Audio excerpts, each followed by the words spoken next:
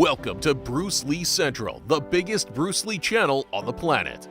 When you think speed, you think Bruce Lee. Bruce is widely regarded as the fastest human to ever live, and with good reason. His body was sculpted with speed in mind. He trained every inch of his body with the sole purpose of developing his twitch muscle fibers. At his peak, Bruce had only 0.3% body fat. That's the same body fat percentage as 8-time Mr. Olympia Ronnie Coleman. Now, combine that with brutal accuracy, power, and skill, and you have the most incredible martial artist to ever live.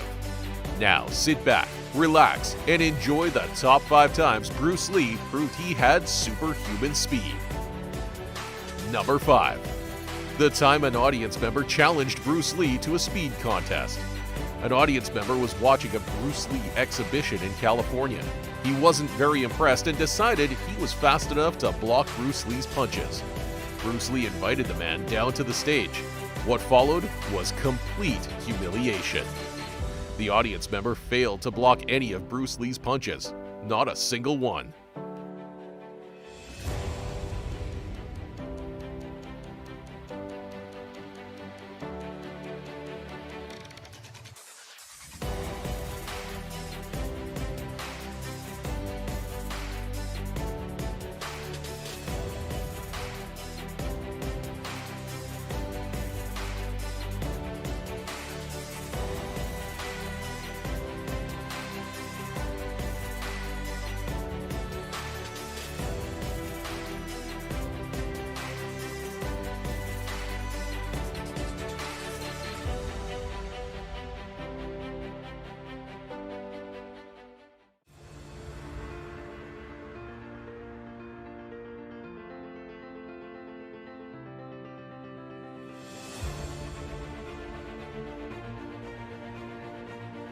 Number 4.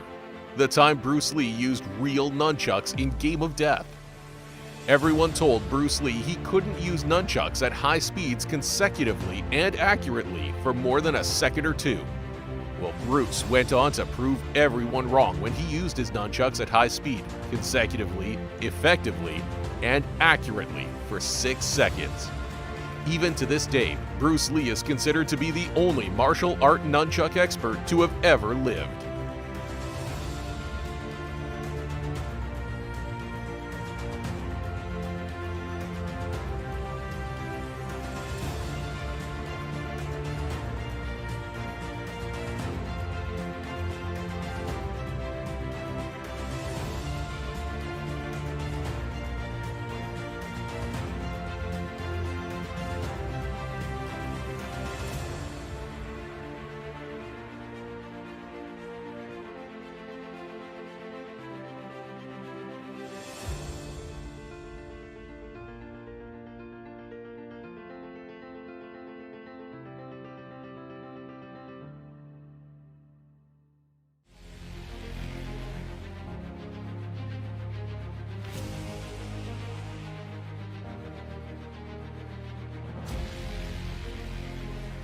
Number 3. The time karate grandmaster Joe Louis was taught a valuable lesson in speed and power. Joe Louis tried to show Bruce Lee how effective and strong a karate punch can be. Bruce wasn't impressed and decided to show him how it's done.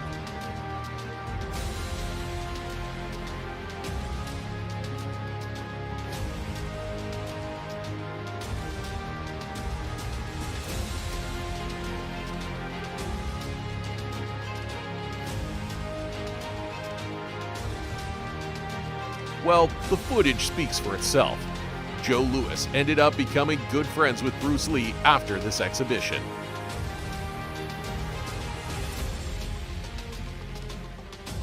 Number 2.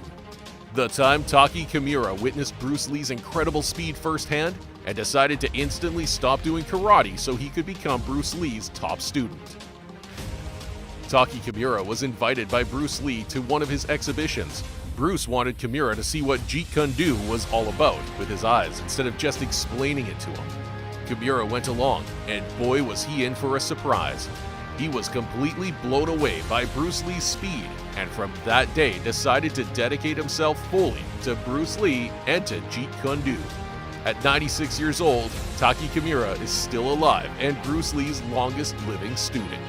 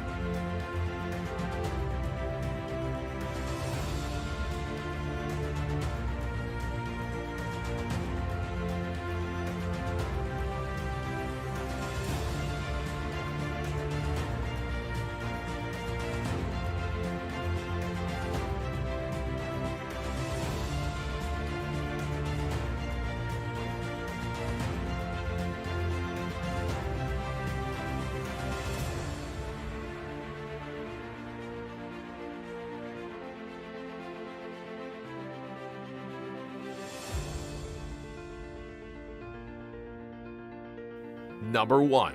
The time Bruce Lee knocked Dan Inosanto down while he was in mid-air. Dan Inosanto and Bruce Lee had become good friends in the 60s, and Bruce Lee asked him if he wanted to have a sparring match with him at the upcoming Long Beach tournament. Dan Inosanto said yes, but to his surprise, only days before the match was to take place, Bruce said, "It's not a normal sparring match. It's a real match because we will be wearing protective gear. Let's give the people a good fight." Dan Inosanto was surprised and begged Bruce to reconsider. Inosanto wanted the match to be rehearsed and was nervous that something would go wrong. Bruce said, "Relax, it's going to be fun." Bruce didn't go all out during the match. In fact, he was taking it easy on Inosanto. But for one small moment, Bruce showed everyone what he was capable of.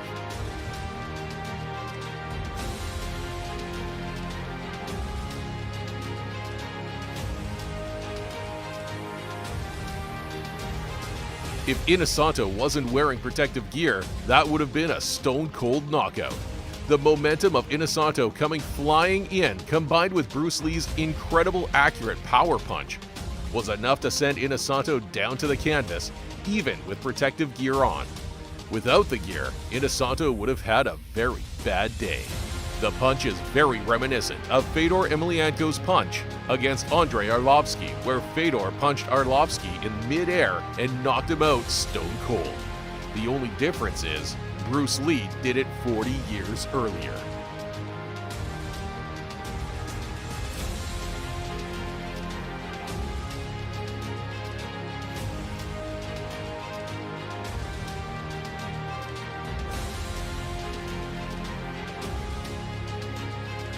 Thanks for watching. Remember to subscribe to the channel and turn on notifications. Stay tuned for more amazing Bruce Lee content. See you next time.